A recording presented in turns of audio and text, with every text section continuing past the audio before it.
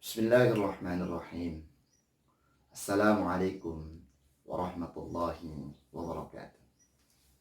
Tak terasa Ramadan hampir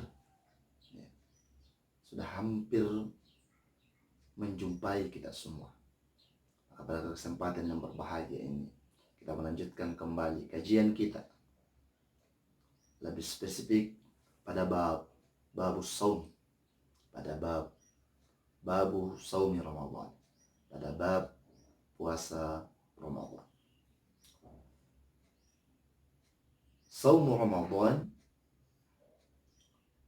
sebagaimana yang kita ketahui bahwa puasa Ramadan hukmuhu wajibun bil kitabi was sunnah wal ijma'. Ya, puasa wajib menurut Al-Quran, menurut kitabnya Allah Subhanahu wa Ta'ala, menurut sunnah Rasulullah Sallallahu Alaihi Wasallam, dan juga menurut para ulama. Sehingga tidak ada alasan untuk tidak melakukan puasa Ramadan ini, kecuali memang ada beberapa yang uzur di dalamnya. Adapun menurut Al-Quran, sudah kita pahami bersama, sudah kita hafal bersama dalam surah Al-Baqarah, salah satunya dalam surah Al-Baqarah ayat 183. Ya ayyuhalladzina amanu kutiba alaikumus siyam kama kutiba alal ladzina min qablikum la'allakum tattaqun. Hai orang-orang yang beriman, kutiba alaikumus siyam, telah diwajibkan atas kalian berpuasa sebagaimana diwajibkan atas orang-orang yang sebelum kalian, la'allakum tattaqun, agar kalian bertakwa. Menurut hadis Rasulullah sallallahu alaihi wasallam, bunyal islamu ala khamsin, syahadati an la ilaha illallah wa anna muhammadar rasulullah wa iqamis salah wa ita'iz zakah wa siyami Ramadan wa hajjil bait. Wa fi hadits Talha ibn Ubaidillah anna rajulan sa'ala an-nabiy sallallahu alaihi wasallam faqala ya Rasulullah akhbirni amma faradallahu alayya min as-siyam, qala syahru Ramadan. Jadi sudah jelas dalil, kita tidak berbicara lagi tentang dalil, bagaimana dalil hukum dari puasa Ramadan tersebut. Beberapa fadilah juga kita telah bahas di pembahasan sebelumnya. Maka pada kesempatan yang berbahagia ini juga kami akan menyampaikan bagaimana ancaman bagi orang yang tidak melakukan puasa Ramadan. Dalam kitab ini dikatakan at-tarhibu minal fitri fi Ramadan. At-tarhibu minal fitri fi Ramadan. Ali bin Abbas radhiyallahu anhuma anna Rasulullah sallallahu alaihi wasallam qala ural islami wa qawaidud din thalathatun alaihinna ussisa al-islam man taraka wahidatan minhunna fa huwa biha kafirun halal. Syahadatu an la ilaha illallah was salatul maktubatu wa saumu Ramadan. Tiangnya Islam, pondasinya agama, itu ada 3. Dengan 3 ini disitulah dibangun Islam. Maka barang siapa yang meninggalkan salah satu dari yang 3 ini, bahwa biha kafir, maka berarti orang tersebut kafir dalam hal perbuatan. Halal darahnya. Yang pertama syahadat, yang kedua solat wajib, yang ketiga adalah puasa Ramadan. Di hadis yang lain, wa an Abi Hurairah anna Nabiy sallallahu alaihi wasallam qala man aftara yawman min Ramadana min ghairi rukhsah. Barang siapa yang membatalkan puasa, barang siapa yang tidak puasa di bulan suci Ramadan min ghairi rukhsah, tanpa ada alasan syar'i, alasan rukhsah. Rakhasallahu lahu, yang Allah Ta'ala berikan keringanan. Contohnya orang yang sakit, orang musafir, dan lain sebagainya, orang tua renta, orang yang menyusui, orang yang hamil, ya. Maka lam yaqdi anhu siyamud dahri kull, Allah tidak menerima puasanya selama 1 tahun. Di awal tahun, di bulan Rajab, biasanya sebelum memasuki Ramadan ada perbedaan dalam menyikapi Ramadan, artinya dalam menentukan Ramadan. Sehingga ini jangan terlalu banyak dipertentangkan di sana. Kita serahkan kepada ulil amri, kepada pemerintah, tentu melakukan berbagai, mengumpulkan para ulama terkait penentuan awal Ramadan tersebut. Dalam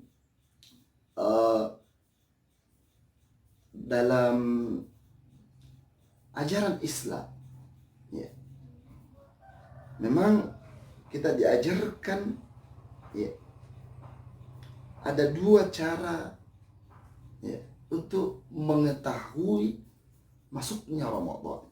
Biru'yatil hilal, dengan melihat hilal. Kalau tidak melihat hilal, berarti kita mencukupkan 30 Sya'ban. Maka ini, kita sebagai warga negara yang baik, maka silahkan kita mencontoh, mengikuti apa yang dikeluarkan oleh pemerintah kita. Karena kita yakin dan percaya di 20 Sya'ban pemerintah menggunakan para ahli, menggunakan para ulama untuk bermusyawarah. Namanya sedang isbat untuk penentuan masuknya bulan suci Ramadan. Sehingga kita jangan risau dan gundah, bahkan kita bertentangan, berselisih, memutuskan saudara antar satu dengan yang lainnya hanya karena perkara tersebut.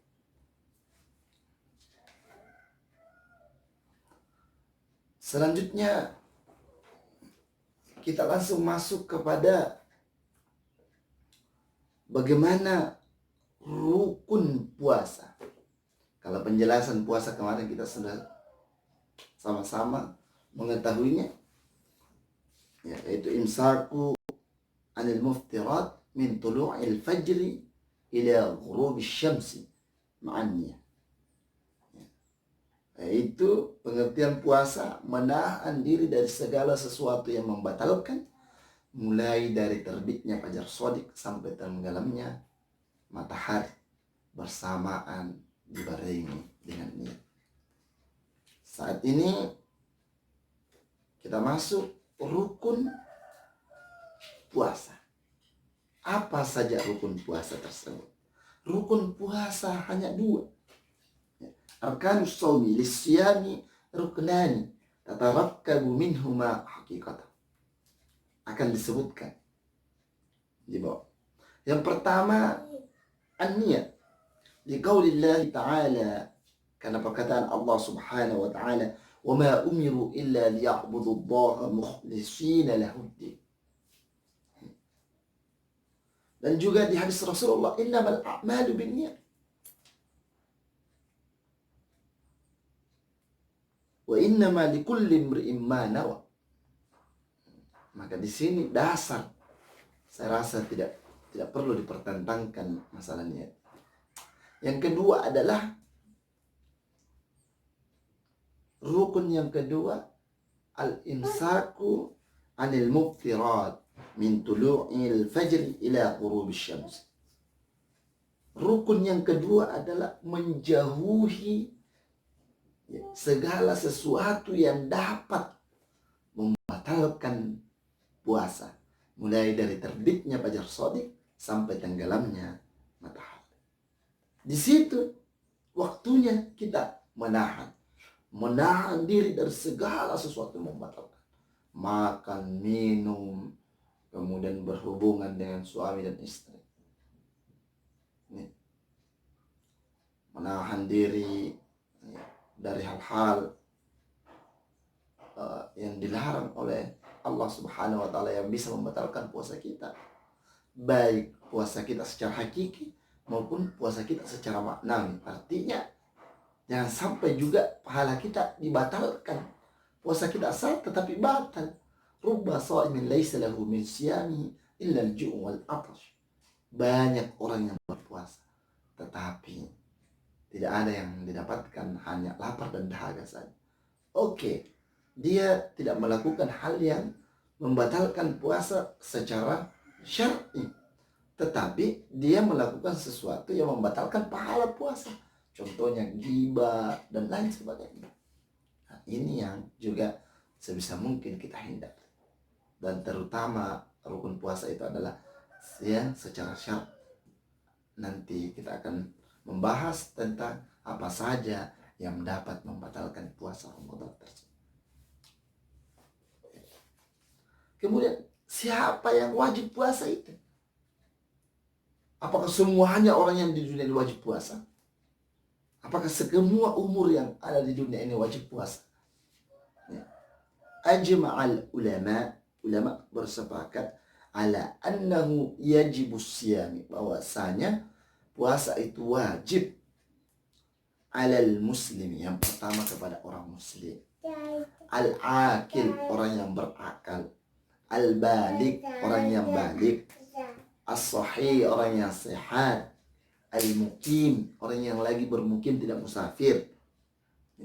Wa yajibu an takuna al-mar'atu tahiratan min al-haid wan nifasi, dan wajib juga bagi perempuan untuk suci dari haid dan nifas. Kalau Anda tidak ingin puasa, maka ya Anda keluar dari Islam. Ya, tidak puasa, karena dia tidak wajib. Anda tidak ingin berpuasa, maka Anda ya hilangkan akalnya atau menjadi orang gila. Ya. Atau bisa juga mafhum mukhalafahnya. Ya.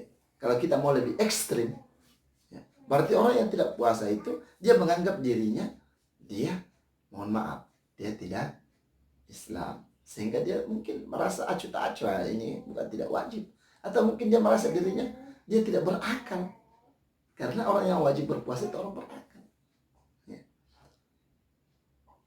Fala siyama ala kafir, maka tidak ada puasa atas orang kafir, wala majnunin, orang gila, wala sabiyin, anak-anak, wala muridin, dan orang yang sakit, wala musafir, orang safir, wala haidin, dan orang haid, wala nifasa'ah, dan orang yang lagi nifas, wala syaikhin kabir, orang tua renta, wala hamil, ya, orang hamil dan orang menyusui.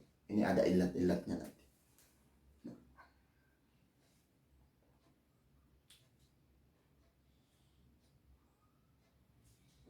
Nah, terus bagaimana kalau ada anak kita yang kira-kira dia belum balik, tetapi perkiraan anak itu sudah bisa puasa? Atau juga biasa di kampung-kampung ada namanya puasa duhur mina, puasa lohor saja nak, puasa sampai duhur saja nak. Itu hanyalah penguatan untuk anak. Sebenarnya tidak ada itu puasa duhur. Dan anak kalau sudah mampu melakukan puasa, dia akan mendapatkan pahala. Kalau dia meninggalkan, berarti dia tidak mendapatkan dosa, karena dia masih belum balik. Syaratnya belum balik. Maka wa in kana siyamu ghairu wajibin alaihi, sekalipun puasa itu tidak wajib atas anak-anak, illa annahu yanbaghi liwalihi, akan tetapi seyogianya, seharusnya bagi walinya anak-anak itu yang belum balik, amarahu ayyamurahu bihi, untuk dia menyuruhnya untuk berpuasa. Ya. Karena kenapa? Lihat tadahu minas sighar, supaya dia memiliki kebiasaan mulai dari kecil. Itulah juga biasa orang tua kita menyuruh kita puasa saja nak, sampai duhur saja nak. Untuk apa? Untuk melatih supaya ada pembiasaan ya untuk anak-anak itu. Saya ingat sekali ketika saya masih kecil, orang tua saya sering mendorong puasa nak, puasa duhur saja. Alhamdulillah, itu bisa dilakukan.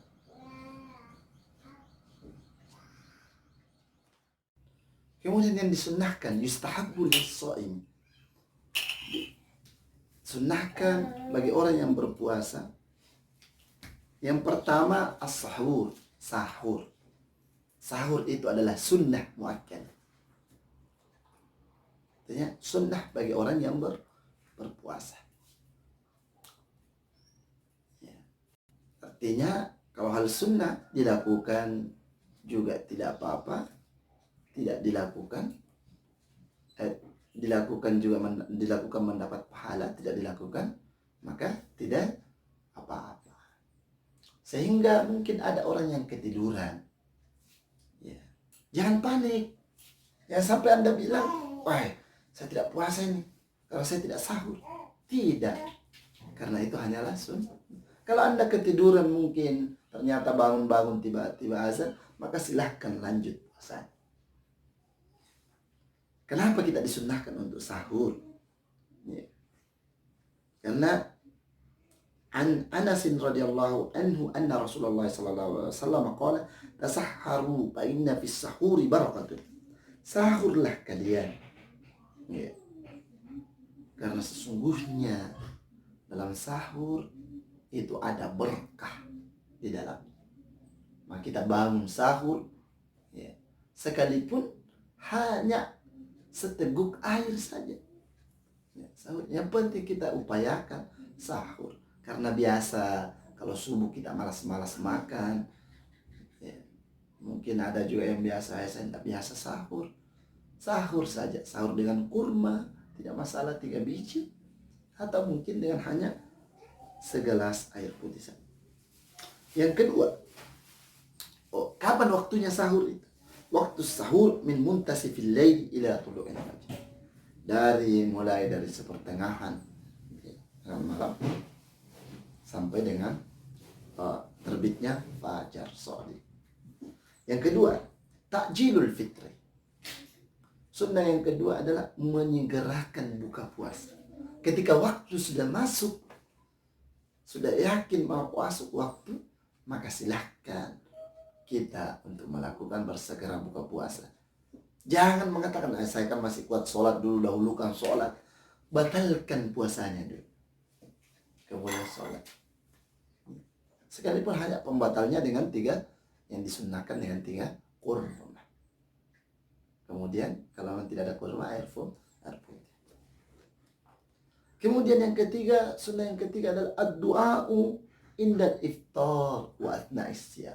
Berdoa ketika buka puasa dan di pertengahan puasa.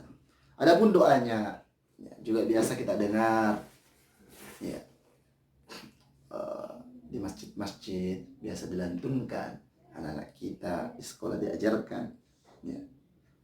Itu adalah doa-doa untuk melakukan puasa ya. Salah satu juga doa yang kami ingin bacakan di sini adalah dhahaba adh-dhama'u wa batallatil uruq wa thabata al-ajru insyaallah ta'ala. Atau dengan doa Allahumma laka suntu wa bika amantu wa ala rizqika aftartu.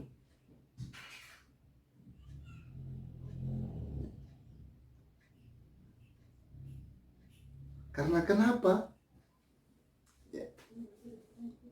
Lis-shaimi farhatani, bagi orang yang berpuasa itu 2 kebahagiaan. Indal iftar, ketika berbuka puasa, wa indal liqa'i rabbih, dan ketika bertemu dengan Tuhan. Maka di waktu kita bergembira, kita memperbanyak doa kepada Allah Subhanahu wa ta'ala. Yang selanjutnya, Al-kaffu amma yatanafi ma'asiyah, menahan diri dari segala sesuatu yang tidak bermanfaat untuk puasa, yang tidak bermanfaat terhadap puasa. Maka kita tahan diri kita untuk melakukan ghibah, melakukan hal-hal yang lain yang tidak ada manfaatnya. Itu kita tahan diri kita agar memang puasa kita mendapatkan berkah, fadilah dari Allah Subhanahu wa taala, karena memang kita puasa sesuai dengan tuntunannya, melakukan rukun dan sunnah puasa. Kemudian selanjutnya sunnah puasa adalah as-siwak, bersiwak. Wa yustahabbu lis-siwaki ay yatasawwaka athna as-siyam. Sunnahkan bersiwak di pertengahan puasa. Wala farqa baina awwalin nahar wa akhir. Tidak ada perbedaan antara awal puasa dengan akhir puasa. Siwak, maka kita menggunakan siwak. Kalau sikat gigi, ya mungkin karena kita khawatir untuk tenggelam masuk, ya kita laksanakan siasati. Apakah setelah makan sahur kita bersikat gigi, atau juga kita laksanakan hanya 2 kali, sebelum subuh dan ketika setelah buka puasa. Jangan sampai kita menggunakan dalil ya bahwa wala khulufu fami shaimi atyabu min rihil miski, bahwa bau mulutnya orang berpuasa itu ya jauh lebih harum dibanding dengan minyak kasturi, sehingga kita mengatakan diri kita, tidak usah saya sikat gigi selama 30 hari atau 29 hari karena biarlah bau supaya juga lebih harum kan. Salah juga demikian ya.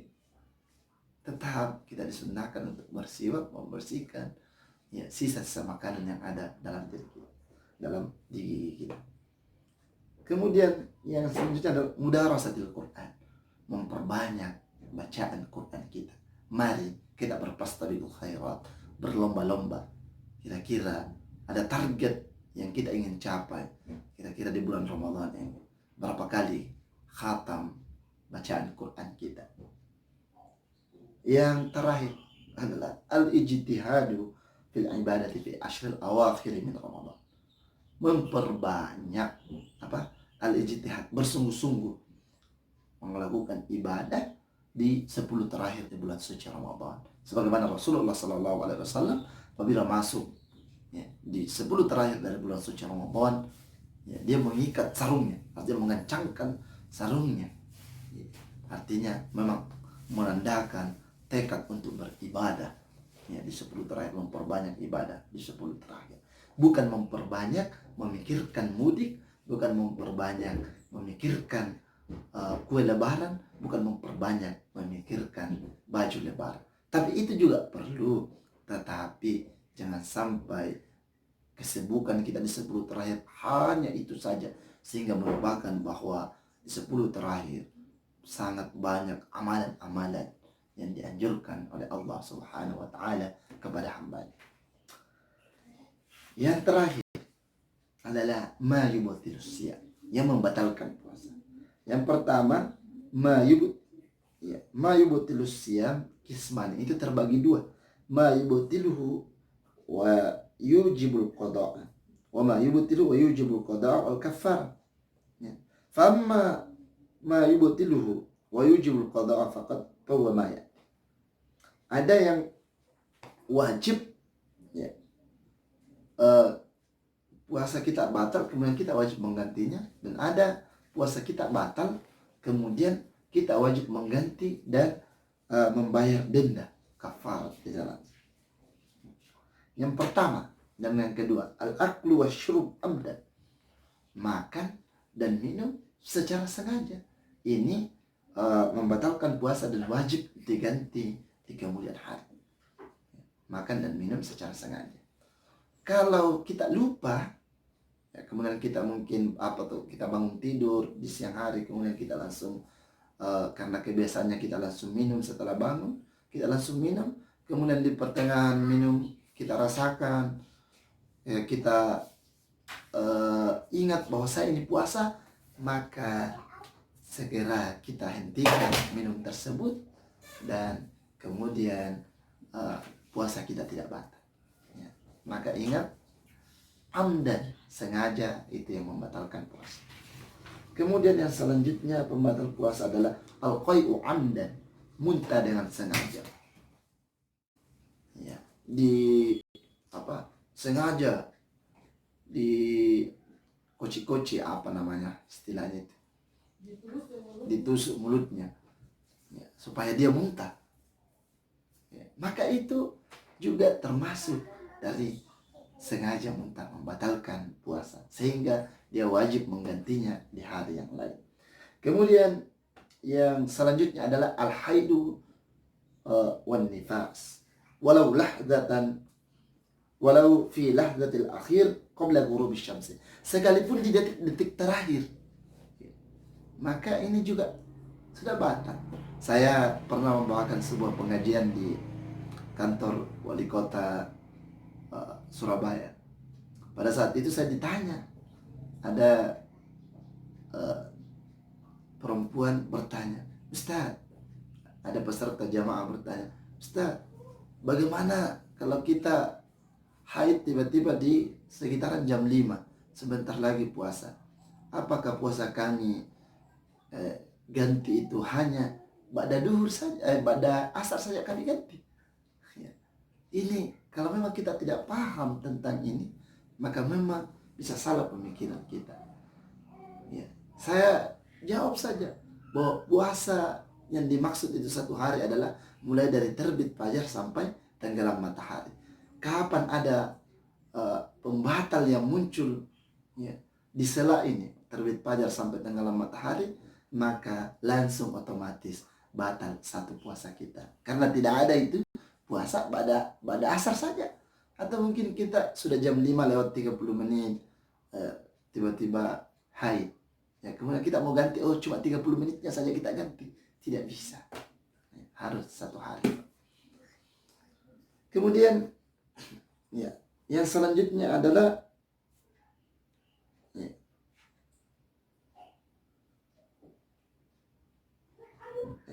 sengaja al-istimna, mengeluarkan mani, ya. Sengaja mengeluarkan, ya, dengan beberapa alat yang dipakai, apakah mengeluarkan sendiri atau istrinya atau mungkin mengeluarkan budaknya dan lain sebagainya. Nah, ini tidak bisa dilakukan, ya. Terus bagaimana kalau orang mimpi basah? Maka itu tidak masalah, karena itu adalah mimpi basah. Ya. Selanjutnya, tanawulu ma la yataghadha bihi min al-munfadhil mu'tadi ila al-jawfi misli ta'atul milhi al-kathir. Sengaja dia mau makan, ya, makanan yang tidak biasa dia makan, dan dia yakini, dia paham bahwa kalau dia makan itu dia akan muntah di siang harinya. Kemudian dia mau makan, contohnya di sini mislu ta'atul milhi al-kathir, dia memberikan banyak sekali garam ke makanannya. Dia paham bahwa kalau dia berikan garam ini dia, maka itu juga dianggap, ya, membatalkan puasa. Nah, ketika terjadi hal-hal tersebut, mungkin demikian, ya. Mungkin di kitab yang lain juga ada tambahan tentang pembatal puasa tersebut, atau mungkin ada referensi yang lain, ya silahkan dikomentari. Mungkin ada yang membantah dengan melakukan dalil, silahkan. Kami terbuka karena ini adalah forum diskusi, kita diskusi bersama, ya. Dasar saya adalah dengan kitab Fiqhus Sunnah karangan Said Sabiq. Masih banyak lagi kitab-kitab fikih yang lain dan banyak pendapat-pendapat ulama yang lain terkait dengan puasa Ramadan ini yang mungkin tidak sesuai dengan apa yang kami sampaikan, yang kami bacakan di kitab fikih sunnah karangan Said Sabiq. Karena ada juga fikih sunnah, fikih sahih sunnah, ya. Artinya masih banyak kitab-kitab yang lain tentang yang membahas tentang puasa Ramadan.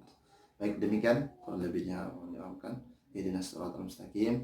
Assalamualaikum warahmatullahi wabarakatuh.